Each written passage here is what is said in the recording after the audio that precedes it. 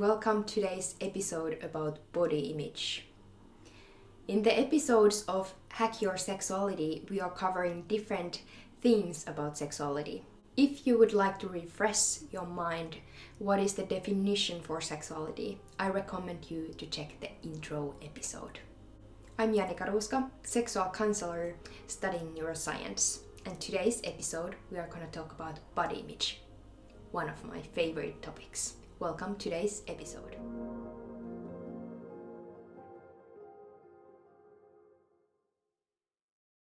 If you are more interested in to hear about neuroscience of the body image, I recommend you to check the video and then also to check the article which I have written about it. Just go to the hackyoursexuality.com and articles and you will find it from there. So there I'm telling more about how the body image is developed and which brain areas are mainly involved to the body image. Today we will mainly focus to how to work with your own body image. But shortly to describe what is body image. It's our own subjective figure about our own body. So to put it more understandable definition, it means our thoughts and beliefs, our feelings and how we evaluate our own body. So it might be true or it might not be true at all. So if my body image, the way how I see and think about what I believe about my body, wouldn't be even a close of reality, then my body image would be so-called distorted. It's shown that positive body image is important for overall health. I know it is a little bit hard to say what is positive enough, because it's pretty normal that once in a while we have some worries about our body. But maybe the general idea would be that the person is able to live without these concerns all the time in their head, so live normally. In my opinion, these maybe sometimes worried thoughts or that we put our attention to our body, they would just be there as reminders. Also the positive thoughts, just I look like this, just reminders to take care of our health. But of course, this is my opinion, and today we will talk about you. So what do you think about your body? Do you know why you think like that? How it affects to your life? And how you would like to think about your body, and would you like it to affect to your life? So these are the main questions. So I would recommend you to write these down. What are you thinking about your body? If you have negative thoughts, put those down too. If you have positive, also those.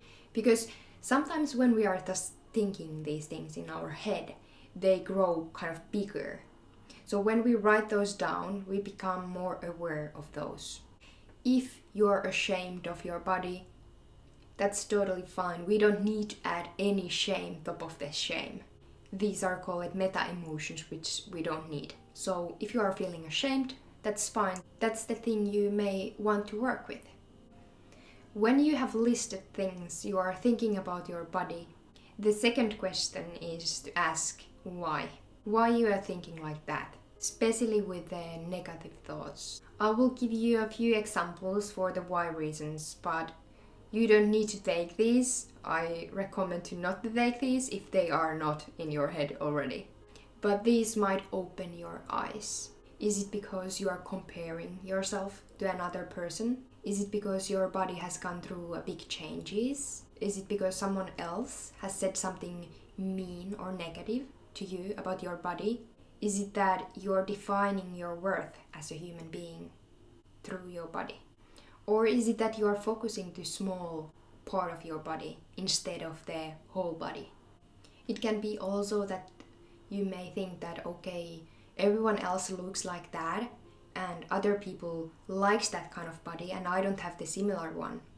It's good to stop and think that, is that actually realistic? If you think what kind of people you are looking and you see maybe even the tiny differences between them, and then you talk maybe with someone else and they like a little bit different things, you may realize that actually we don't all like the same kind of bodies.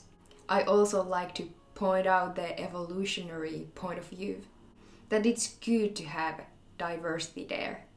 So my favorite example when it comes to big changes in your body, especially in a short time, example about that, how our mind reacts to those, is about my tattoo. I have given this plenty of times, but I will keep repeating this because this is a really good example about it. So, when I got my first tattoo, it was a huge one. It's in my leg. I will not show it here. But I thought about it for years. I thought that I really, really want that. It was really meaningful. When I was planning the tattoo, I lived pretty hard times, I would say. So this tattoo had a meaning that if I will ever survive from this, I will take the tattoo. I survived from those times, and I still planned it for a while that I will take it. So I had years when I planned it. And then I had a really, really meaningful reason to get that. Finally, I booked the time. I got the tattoo. I came back home, went to sleep, woke up in the morning, watched it from the mirror, and I was thinking that what I have just done. And that is the really good example. Nowadays I don't even notice it. But even though I really would like to have something, the change was so huge for me that it took a while to accept the change. So imagine that there would be something what you wouldn't like to happen, and that happens. So it's really normal that you will feel that, okay, I don't like this change. But there are options to work with those thoughts. And as I mentioned, this is one of my favorite topics, and if you are having these kind of thoughts, I'm always here to talk with you. If someone else has said something mean, which is happening way too often, it usually sticks in our head, and it's really normal that we kind of take it without questioning it. But now is the time to question it. That do you really want to allow someone really mean to say these things to you? I would also question that why they are saying this. Do they want to shine and they don't find any other way? What is the thing why they say that? And for sure they don't want anything good for you. You don't need to accept that. And remember that your worth as a human being is not about your body. The final step is to decide towards what you want to continue. I always say that you don't need to set as a goal that you need to love your body. If you want, that can be, but it's not the ultimate goal where you need to go. You can set way more tinier goals, and the final goal still doesn't need to be that. But you can set way more smaller goals there. And you can try those as many times as possible because it's about your body and your goal, what you want to have in your life. So you don't need to go from I hate my body to love my body. If you want, that's also fine, but that doesn't need to be the thing. It can be, for example, that I would like to have a little bit nicer tone how I'm talking about my body. Or that maybe for 5 minutes I'm thinking something else.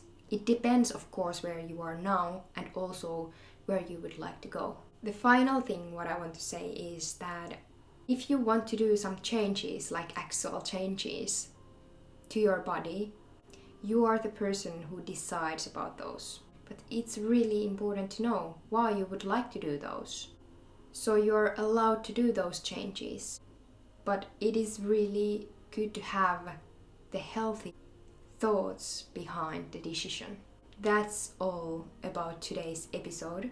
If you want to see all what we talked today in a written, you can go to hackyoursexuality.com and articles, and you can find the article from there. If you would like to work with your body image, you can always contact to me. Be in your body, own your body. Do things your body enjoy, and you are in charge. See you on next episode.